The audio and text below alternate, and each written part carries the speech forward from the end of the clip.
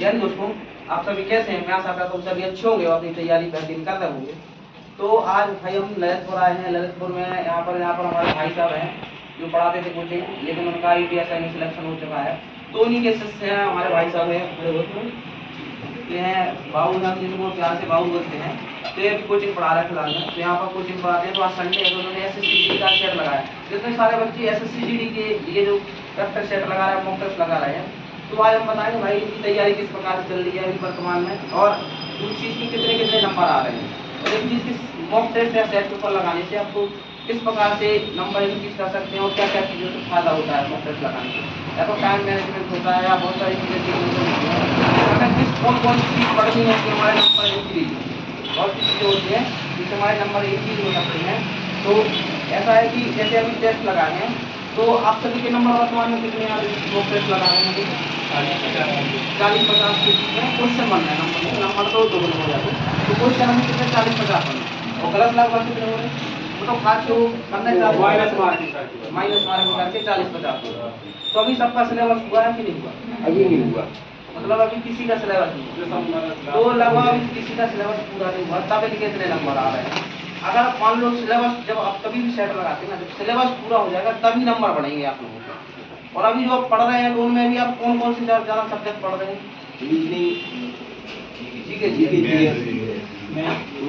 तो जो भी आप पढ़ रहे हैं, मान लो कि मैथ के लिए एक चीज़ है ना, सभी ज़्यादातर क्या करते हैं कि मैथ रीजनिंग हिंदी पर क्वेश्चन ना, मतलब फोकस ना करके GK GS का फोकस करते हैं।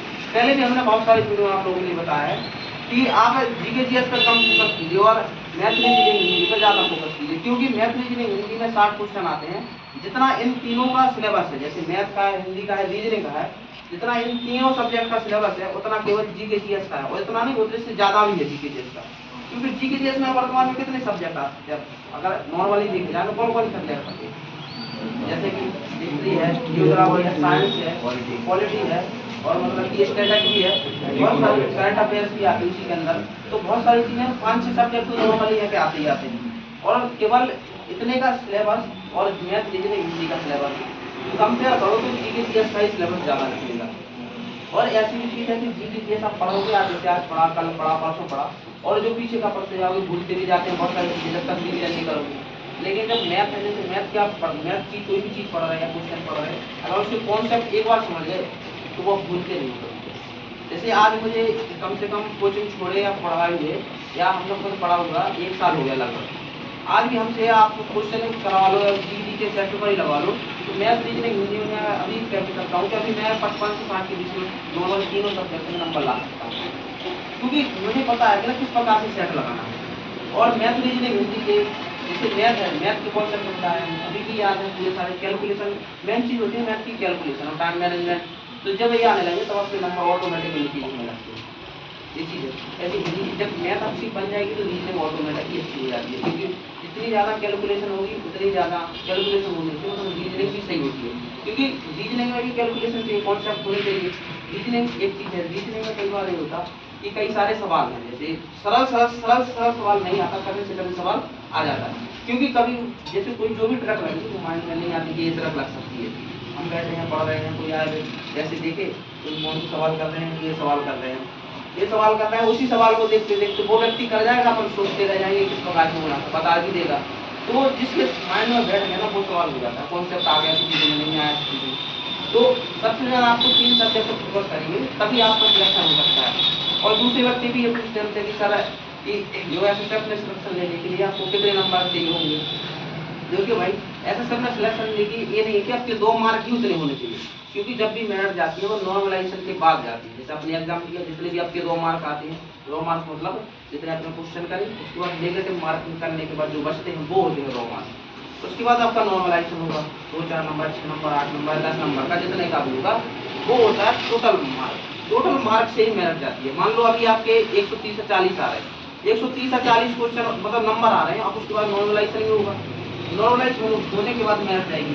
अगर आप 130 के करीब भी अगर आप नंबर बन रहे हैं, अभी मॉक टेस्ट में किसी के व्यक्ति की बन रहे हैं, बना भी सकते हैं, अभी बहुत टाइम है, फरवरी में एग्जाम होना है, पूरा अभी दिसंबर भी बाकी है, जनवरी बाकी है और अभी फरवरी भी बाकी है। अगर आप 120 के ऊपर या 25 के ऊपर नंबर लाए तो आपका सिलेक्शन आराम से हो सकता है। और मैं चीज़ मॉक टेस्ट लगाने का टाइम मैनेजमेंट का पास 1 घंटे का 60 क्वेश्चन कर लेते हैं, ऐसा नहीं 80 क्वेश्चन कर लेते हैं, नहीं कर पाते क्यों? कि आपकी टाइम मैनेजमेंट, जैसे आप यहाँ पर अगर 1 घंटे में 80 क्वेश्चन नहीं कर पा रहे तो एग्जाम में तो वैसे नहीं कर सकते।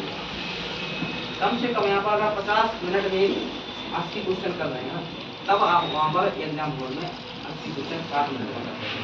क्योंकि यहाँ पर बैठे हो, घर में भी कभी ऑनलाइन लगाए होंगे, लगाते होंगे, तो घर पर भी सेट लगाने से होता है ना, घर पर बैठे आराम से कौन से लगाए, कोई परेशान नहीं।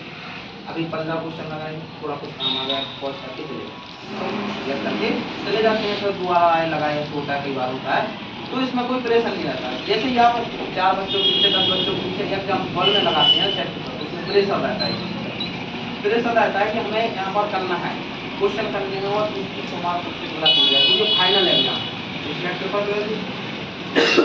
सेट पेपर में एक ऐसी चीज लगा लोगे, कल लेके कल मतलब कि आज का काम हो गया, गलत हो गए, कल भी कर लेंगे, क्वेश्चन बढ़ा भी लेंगे, गलती सुधार भी लेंगे। सेट पेपर इसलिए होते हैं कि आज हमने क्या गलती की वो सीखना है। जैसे आज हमने क्या गलती की, हमने जल्दी वो क्वेश्चन गलत कर दिया, क्वेश्चन गलत करना, कैलकुलेशन से गलत हो गया, या एक ये आंसर लगाना था दूसरा आंसर लगा दिया हमने, बहुत सारी चीजें होती हैं गलत करने का तरीके में, तो वो चीज़ सीखने हैं। मैं मॉक टेस्ट लगाने का मतलब है कि उनसे बहुत सारी चीज़ें सीखी जाती है। एक तो टाइम मैनेजमेंट सीखा जाता है कि हमारे नंबर क्यों नहीं बढ़ रहे हैं, वो चीज़ सीखी जाती है, किस वजह से नहीं बढ़ रहे हैं, या तो हम गलती कर रहे हैं उस वजह से नहीं कर रहे हैं, हमने सिलेबस नहीं पढ़ा उस वजह से नहीं बढ़ रहे हैं नंबर, ये चीज़ होती है, या हम मतलब कि नंबर इनकी कर रहे हैं तो किस प्रकार से करें, ये चीज़ भी सीखते हैं मॉक टेस्ट।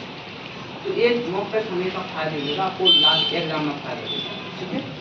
तो अभी यहीं पर सब कुछ दिखाते हैं कि और कहीं जब पढ़ते हैं सेट पर लगाने आते हैं, यहीं पर पढ़ते हैं, यहीं पर पढ़ रहे हैं, ऑनलाइन भी पढ़ रहे हैं, कोई ऑनलाइन पढ़ता होगा, कोई किससे पढ़ते हैं ऑनलाइन वर्तमान में, किससे कैरियर मिलते, और कोई